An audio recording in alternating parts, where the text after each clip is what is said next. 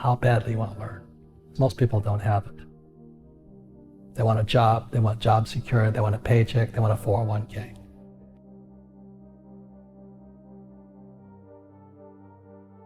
The most obsolete idea is go to school, get a job, work hard, save money, get out of debt, and invest for the long term in the stock market.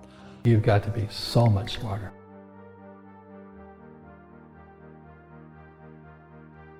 If you want to be poor, I hate to say this, you can go to school, but you still won't learn anything about money.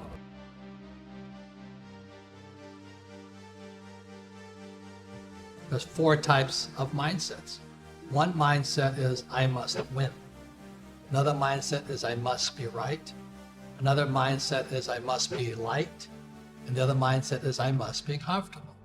So the people who must be liked and the people who must be comfortable will probably never make it as entrepreneurs, simply because, we hear it all the time. I don't really want to be rich.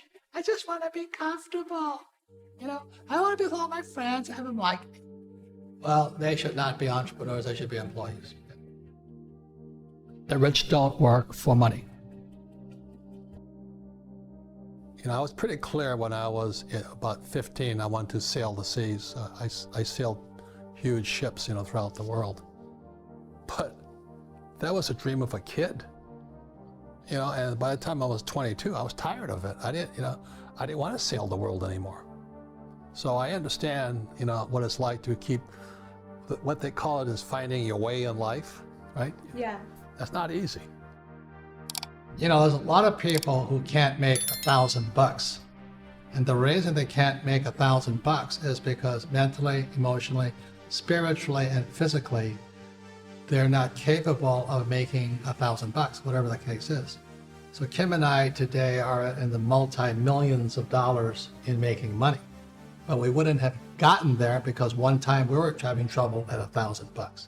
So every time we had a problem, we had to get bigger than the problem. For many people out there with a $1,000 problem, they're not going to solve the problem until they personally develop themselves mentally, emotionally, spiritually, and physically to be bigger than a $1,000 problem. And it's understandable. We all have fear. To be truthful, we all have fear. It's just how you deal with it. And, Einstein said, imagination is more important than knowledge, but knowledge empowers imagination. And what most people lack is real business knowledge, like accounting, like debt, like taxes. You got to know that stuff, but they don't teach it in school to anybody. So, and then when people ask me, how did your rich dad learn this when your poor dad, a PhD, didn't? And the answer is very simply, my rich dad was my best friend's father. His father died when he was 13.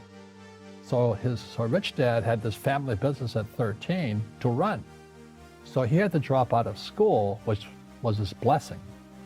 There's blessings and, sometimes a blessing doesn't look like a blessing, but it turned out to be a blessing. And then his teachers became his bookkeeper, his accountant, his attorney, his banker, his real estate agents. So he has what I call real teachers, not these fake teachers in school.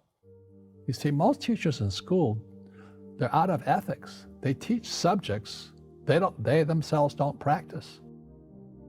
In every one of us is a poor person. There's still a poor person inside me. There's also a middle-class person, and the middle-class persons want security. They want that steady paycheck. And there's a rich person.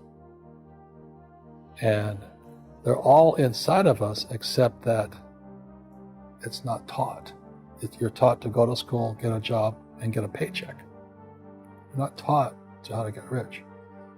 If you read Rich Dad, Poor Dad, my rich dad refused to pay me.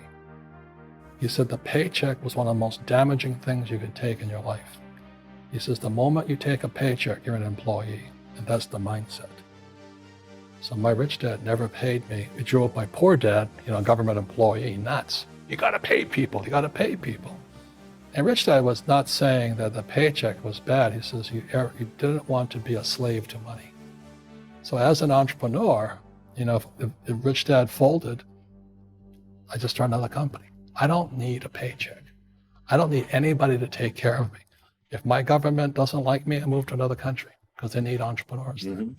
So the entrepreneur is not so much the business. The entrepreneur is really the mindset and the skill sets and the different set of rules. You see, I don't operate, small business does not operate in the same rules as big business. Entrepreneur is a mindset first, a skill set, and rules. And depending upon whether you're an employee or a small business, the rules are different. The mindsets are different. The skill sets are different. My poor dad was a PhD in education, but what does school teach you about money? Did you learn anything about money at school? Most people don't. So that's why I had my rich dad, who was my best friend's father, and he was teaching me what the rich teach me. If you want to be poor, I hate to say this, you can go to school, but you still won't learn anything about money. And education is more important today, but what do you learn about money? Most kids now going to school, they're coming out of school deeply in debt with student loans, still not learning anything about money. Look at the middle class. You know, they may have high-paying jobs, but the jobs are going away. One of the most important things you have in your life is time. It's one of your greatest assets, or it's your liability. And being, I just turned 70, and I have friends who have nothing. I mean, they have zero. My way of teaching is to first put doubt in your brain, to challenge your belief systems. And then maybe you can choose new beliefs or keep up with old beliefs. So when you think about working for money, what comes through your head? So if I could explain this to you for the rest of the millennial lessons, it's really going to be on this theme here. Because financial education is about not working for money. Like one of the first questions, when I finally realized what my rich dad was saying, I said, well, when do I never need a paycheck again? See, my goal wasn't, go to the moon or, cure cancer. My job was, when would I never need a paycheck again? Because as long as you need a paycheck, be it from an employer or like my poor dad, he was so afraid of losing his government pension. In life, one of the things I suggest to people, you got to find a real teacher versus a fake teacher. And a fake teacher is somebody who doesn't do what they teach. And a real teacher is doing what they teach every day. So my accountants, my attorneys, they're in it every single day. And that's how I learn, because every day I'm solving problems in my business. So I have accountants and attorneys and bankers and all these people on speed dial because I'm solving problems with my team. One of the most important things you have in your life is time. It's one of your greatest assets, or it's your liability. And being, I just turned 70, and I have friends who have nothing. I mean, they have zero. Now they've made a lot of money, but they have nothing here. They have nice houses, nice cars, you know what I mean? And being young is great, except it can be a liability to you.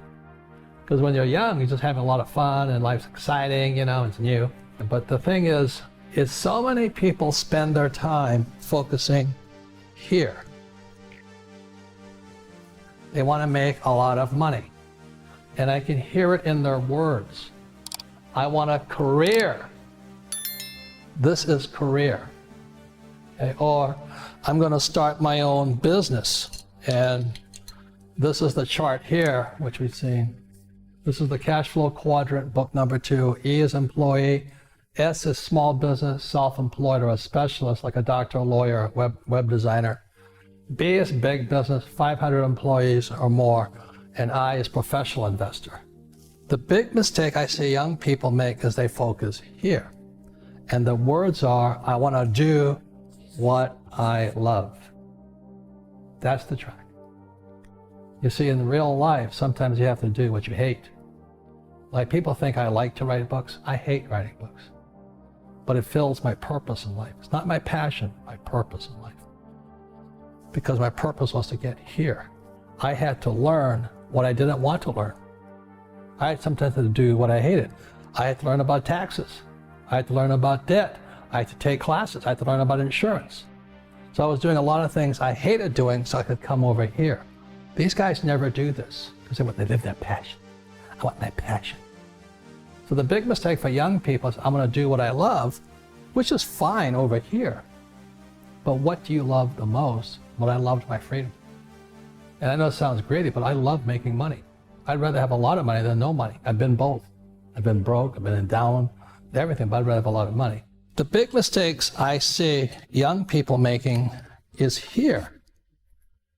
You know, they think about what they want to do, what they love. And what I'm saying to you, the millennials right now, invest in what you love.